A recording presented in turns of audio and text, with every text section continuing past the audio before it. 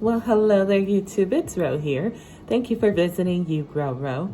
If this is your first time here, I hope you'll consider subscribing at the end of this video.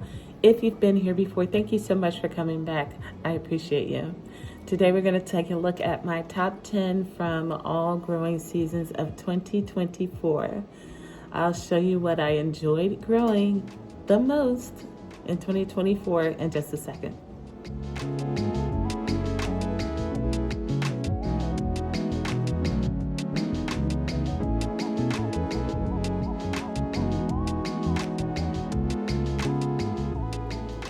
"2024 was a big year for me. I had a lot of wins in the garden this past year, and I could go over all of them, but I want this video to be rather short. I'm hoping that things just get better and better for me year after year after year. Although, to be honest, I think I'll always be somewhere in the middle because I'm always trying something new, and there's always, room for improvement. At any rate, we're not going to talk about that. That's for another video on another day. Today we're talking about my top 10 from 2024. Some of these might be new to you and some of them may not. If you watch my channel, a few of these should be fairly obvious. And the rest, well, I guess you'll learn about it today. All right, let's get started. And this is not in order of best to worst or anything like that. It's just my top 10, okay? So first, and this shouldn't be a surprise if you've been watching my channel at all, one of my favorites was the black Hollyhocks.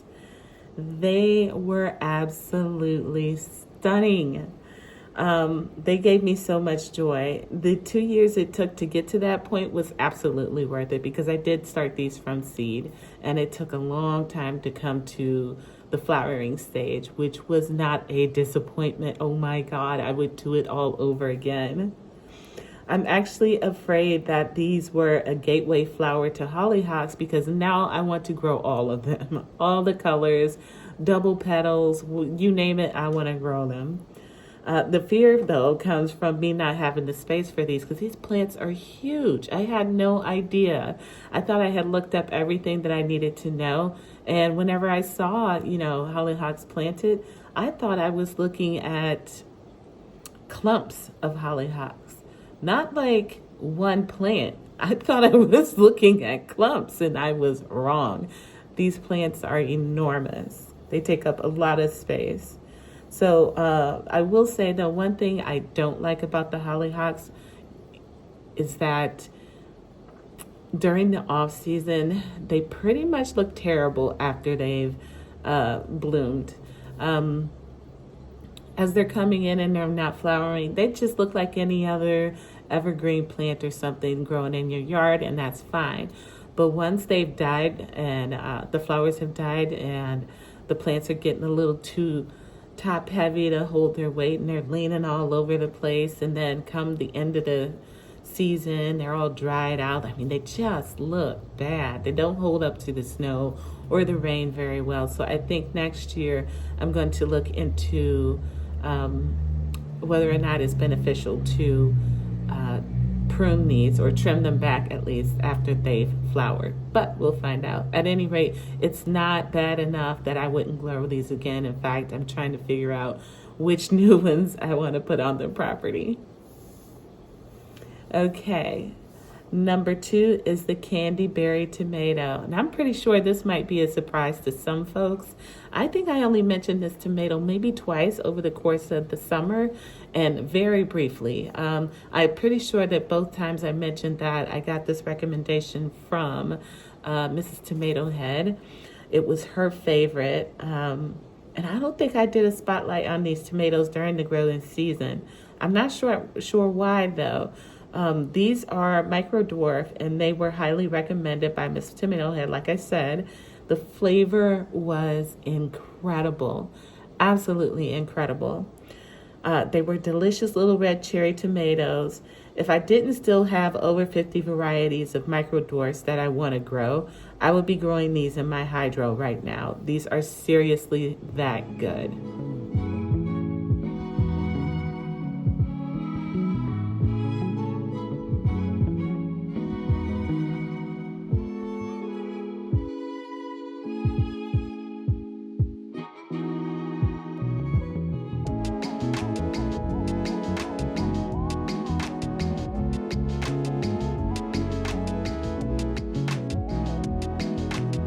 Okay, moving on to number 3, the brown jalapeno. Now, while jalapenos aren't my favorite peppers for making sauce, which is mostly what I grow my peppers for, my favorite, by the way, is Tabasco. Delicious, fruity and delicious. We love it. Anyways, I could not deny the abundant production of these large, blemish-free fruits. I mean, they were perfect. I did save seeds from them, and I plan to grow them again to hand out to other people. I mean, these fruits were as big as my hand. I haven't had too many peppers grow that well for me, so of course I had to save some seeds from those. Even if all I do is, dehydrate a few, throw some in some sauce or something like that, I can still get them to other people, and they were fun to grow. Nothing bothered them at all. The plants were completely left alone, and I'm a big fan of the brown jalapeno. Plus, I think they would add a nice touch of heat and flavor to my home brews. I've recently gotten a gift. It's a what do they call it? A cider making kit. Well, it was presented to me as a cider making kit, but you could brew wine in it or beer, and I really love like a jalapeno beer or mojito, that kind of thing. So I think this will be fun to grow and add to my cocktails and mocktails over the summer as well.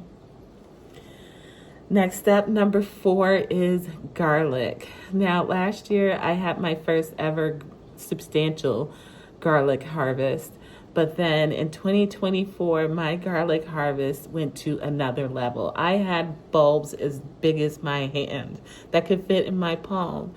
Regular garlic. I also grew elephant garlic, which understandably was equally as big. I'm gonna have to give all the credit, though, I think, to in my gardener's trifecta bulb or something like that. That's the only thing I did. I think I fertilized once or twice with maybe some fish emulsion later in the summer, or I'm sorry, in the spring. But other than that, in the planting holes, I put that in my gardener feed in there, and those bulbs were amazing. Now this year I planted some garlic and I was unable to put the MI Gardener feed in there, so I'll know for sure, because that's the only difference. I'll know for sure if that's what made all the difference, and I'm pretty sure it did.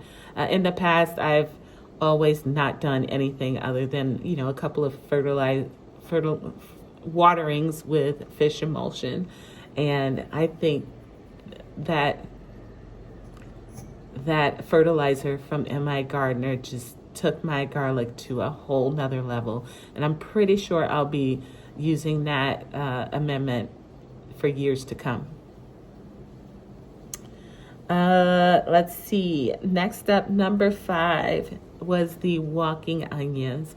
This was the year of the walking onions for me. If you'll recall, early in the spring, I want to say, someone only about 7 to 8 minutes away from my home posted on Facebook Marketplace free walking onions. She had cleared out, or thinned out her walking onion patch, which by the way was ginormous, and she had, hundreds and hundreds and hundreds of walking onions. And of course I went and got some, but then she contacted me again and said, hey, nobody's coming to get these, come and get some more. So I did. I grabbed, I would say, easily 200 walking onions, and I planted them in the back of my yard. Now we'll see if they come back after the winter. They did die back after the spring, but then they showed up towards the end of the summer, and so now here we're in the winter, and we'll see if they show up this coming spring.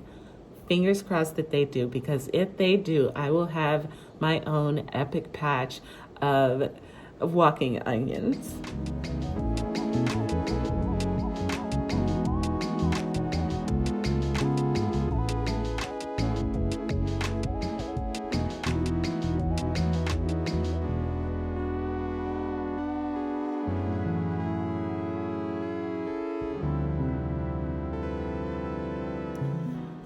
All right.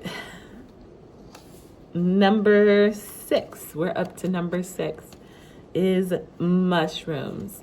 Now, this shouldn't be a surprise. I've stated plenty of times that my mushrooms are one, if not the most favorite crop in my garden. I never waste not even one of them. This past season, I spread some new mushroom spawn in the yard, and I'm guessing I won't know if it took hold until 2026. At least that's how long it took for my wine cap mushrooms to make an appearance. Fingers crossed they'll come back again. So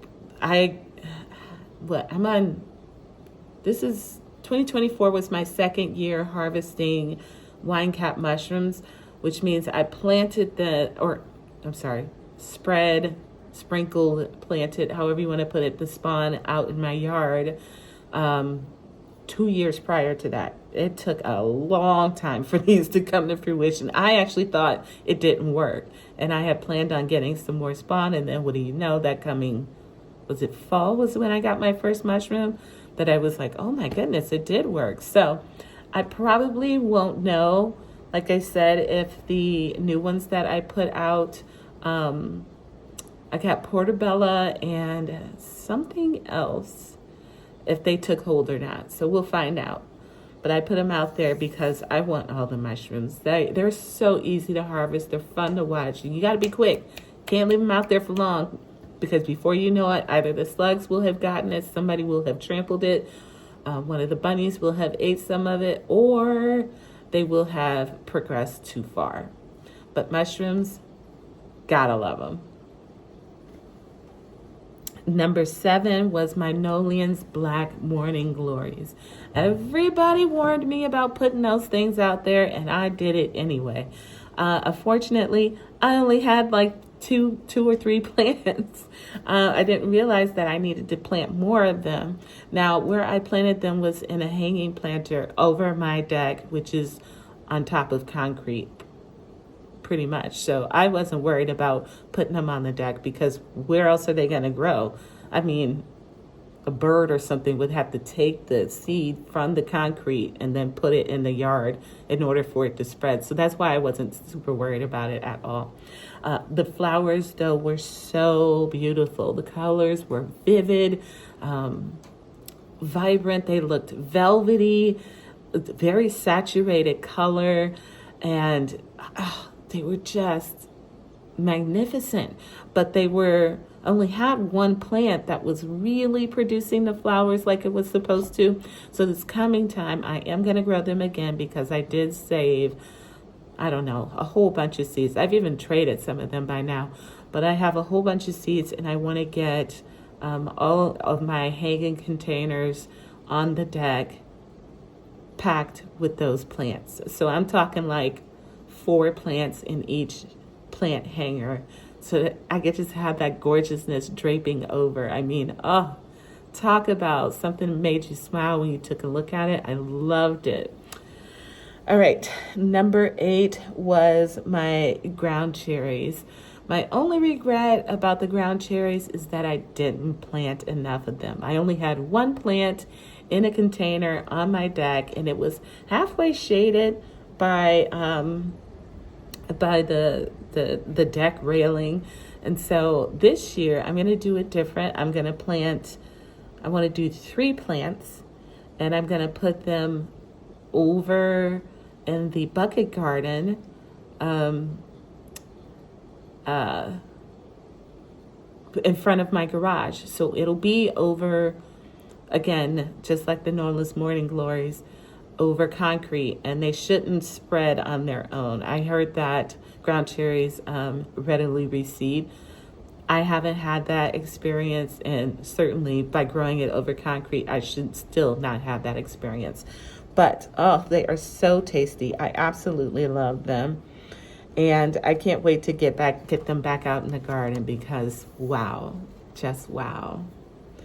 Number 9, Dusty Miller, of course. I really, really love the woolly silver gray foliage. It's striking everywhere I put it. Plus, it proved to be quite cold hardy. I had 2 plants overwinter in my Ohio garden.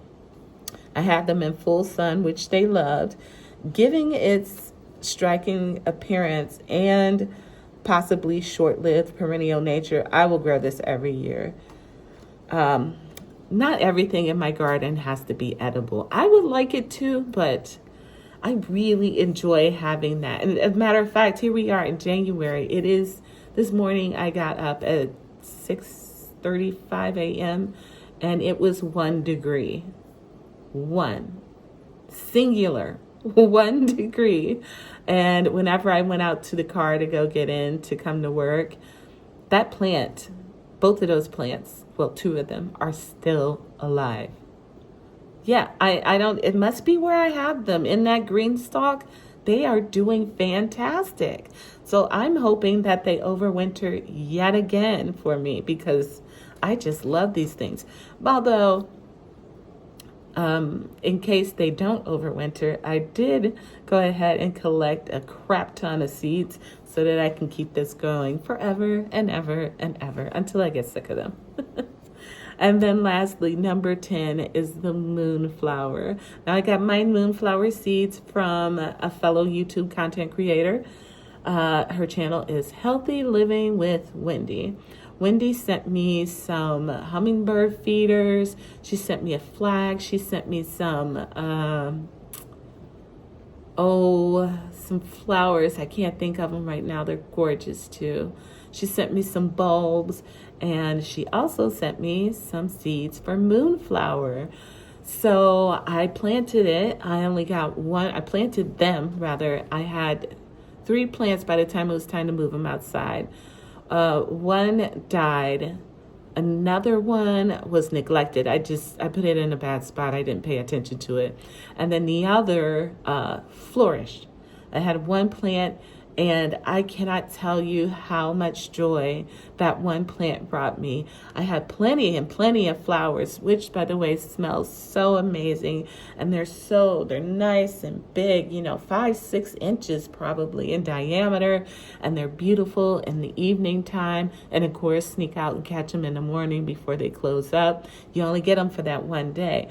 But I would like to grow more of those. I haven't decided if they should go on the side of my garage, on either side, on the front facing of the garage, or if I want to put them on the opposite side of my deck. I don't know. Either way, though, I'm going to buy some seeds, and I'm going to be bringing them back. Unfortunately, I did try to save some seed, but they just weren't drying out in time. I took some off the plant, and brought them in because it was starting to freeze, and you can't let them freeze and thaw. So I brought them in and I tried to let them dry, but they just weren't right. They weren't mature. They weren't right. So that's definitely seeds that I'm going to have to buy, and I'm okay with that as long as I get that same beautiful showing that I got this past summer. All right, friends, what things in your garden did you absolutely love in 2024? Be sure to share with us in the comments. Maybe we can all get some ideas. And that's all I got for you today, friends. I will see you guys in another video on another day. Until then, happy growing.